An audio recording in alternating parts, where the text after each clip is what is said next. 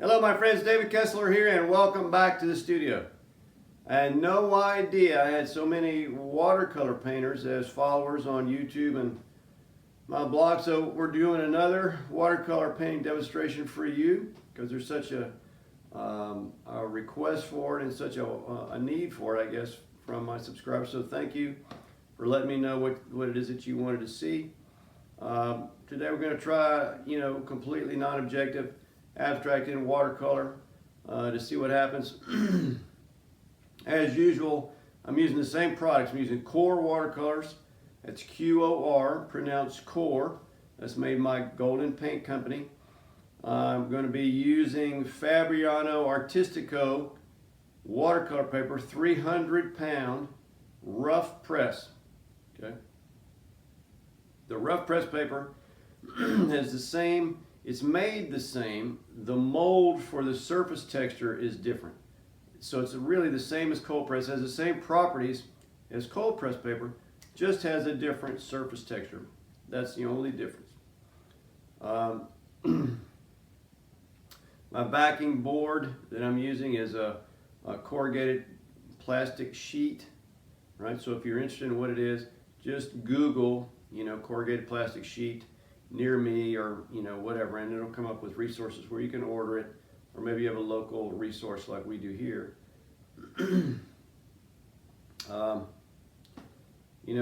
I think that's about it. I mean, I'll be using a nylon brush and a sable, Kolinsky sable brush, and that's about it. All right, let's get to it. Okay, we're back. All right. Now I've got a little value study here, kind of a rough value study of what I might want to use for the painting. Series of darks. I'm suspecting that this may get a little bit bigger. This area may be darker. Try to make a center of interest, something in here. Now with regard to color, I'm thinking I might want to do an analogous color scheme here. Maybe yellow, green, green, blue, and blue. And my, dominant probably is going to be the blue, green. Maybe my non-dominant color would be blue. So I'm going to be in this. Most of the paint is going to be in this. And then I'll use probably some green, maybe a little bit of yellow green. Probably mostly yellow green to make my center of interest with. I'm not sure how much I'll get into just a regular green, but I don't really know until I get into it to see what it is that we're going to do. Okay. All right, that's the plan. Now, as usual, what I'm going to do is wet the paper, starting on the back. And I do this to work on damp paper. Right now I'm going to squeegee this water off the surface. And at the same time, I'm squeezing water out of the fiber of the paper. I'm pushing pretty hard on it. Right, but I'm not taking all the water out, only some of the water. So the surface is not shiny. The water is in the fiber of the paper. So when I start making some marks on here, I'll get some diffused edges, which I really, really like. Okay, so I said I was going to do, with the color, some blues and some blue-green. So let's just put some stuff out here on the palette.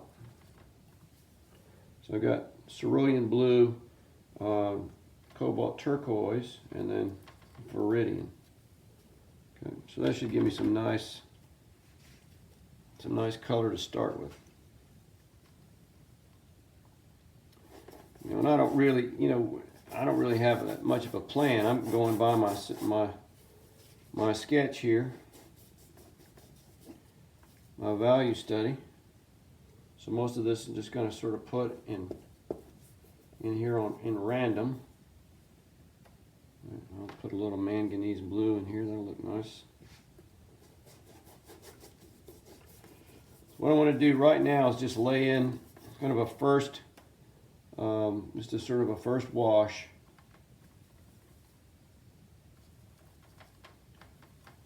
color just to get me started.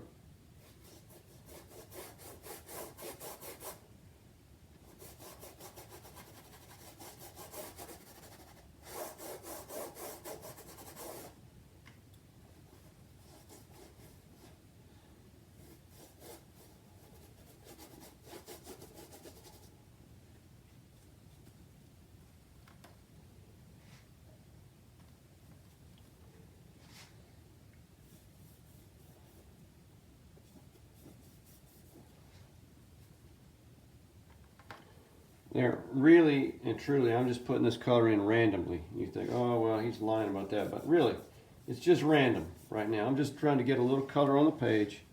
Not worried about, given it's analogous colors, I'm not too worried about where it's all going to be right now.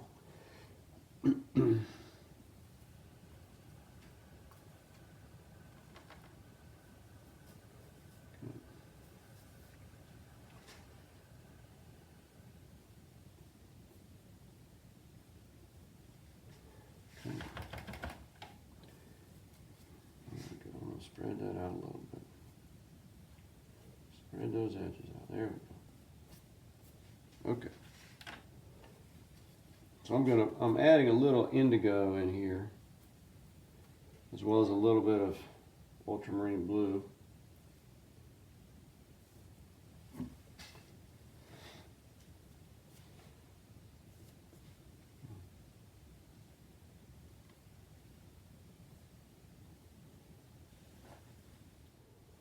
I'm going to go away, I'm going to dry the surface, only the surface of this, and then go in with some harder edged shapes to start to flush this thing out.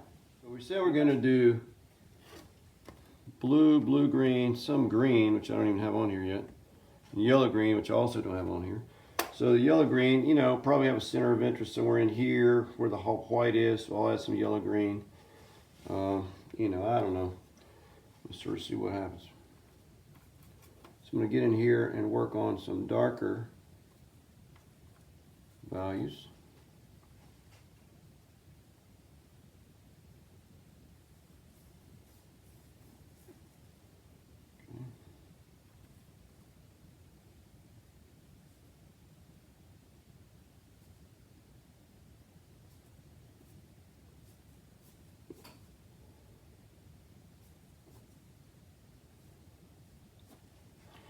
Right, and I want to leave some of these brush strokes in here. Now, one thing I know I've got to do is I got to make some yellow green. So I'm going to use a little cobalt turquoise, some of my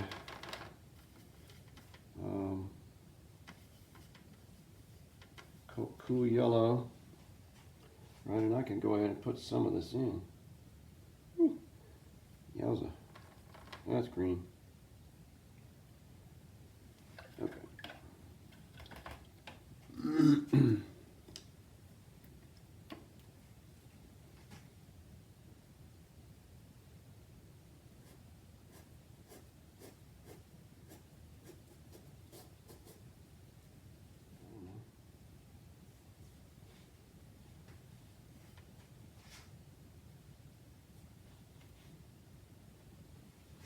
Or maybe some of that comes down here.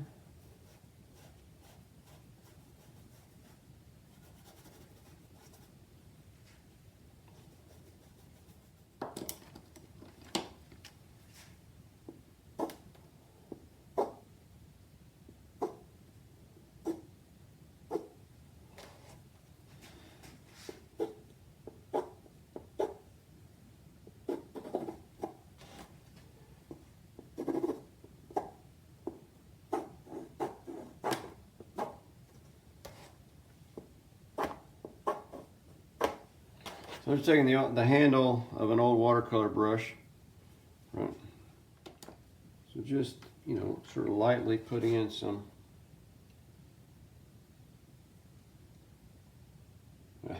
maybe not so lightly.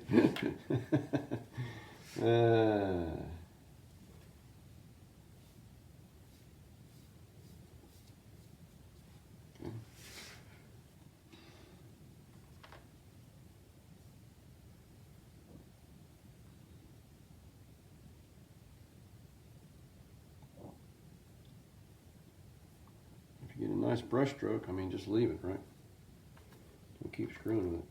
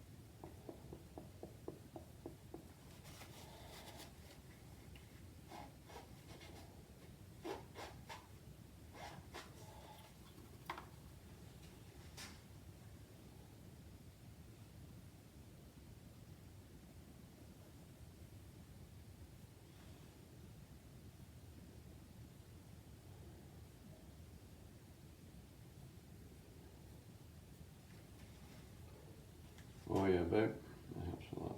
Brush in here.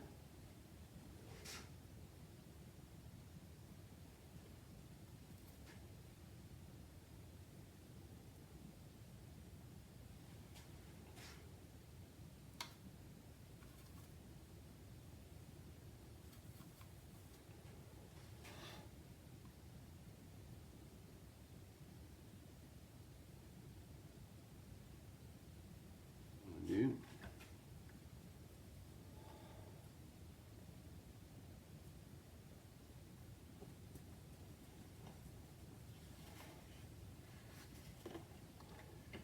Yeah, I'm going to take that on off the page.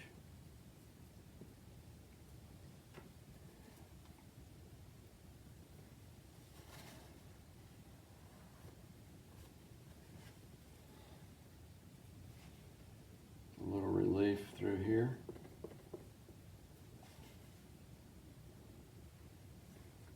Lighter value area, like that.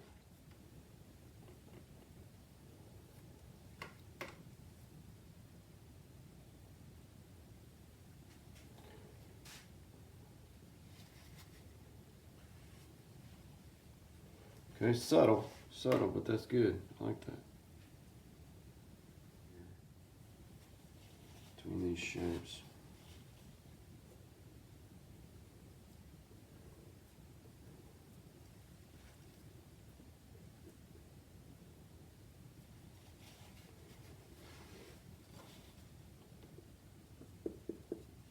Okay, and there it is. And like I always say, it's just that easy. Well, I hope this was helpful for you. I hope you're able to paint along with the demo, so you could, learn a little bit as you're going. I thank you for watching. I appreciate your support. Thanks for letting me know you wanted more watercolor videos. If you like this video, please feel free to share it with your friends. If you're not subscribed to the channel, please do that by clicking the red button below. Also you can join my email list with a link in the description down there. I'll be hopefully near you for a workshop somewhere or sometime this year. Please look at the list from the link in the description below. Check out the workshops. Sign up for one near you if you want to learn how to do abstract painting. And thanks. I appreciate your support. I thank you for watching, and I'll see you on the next one.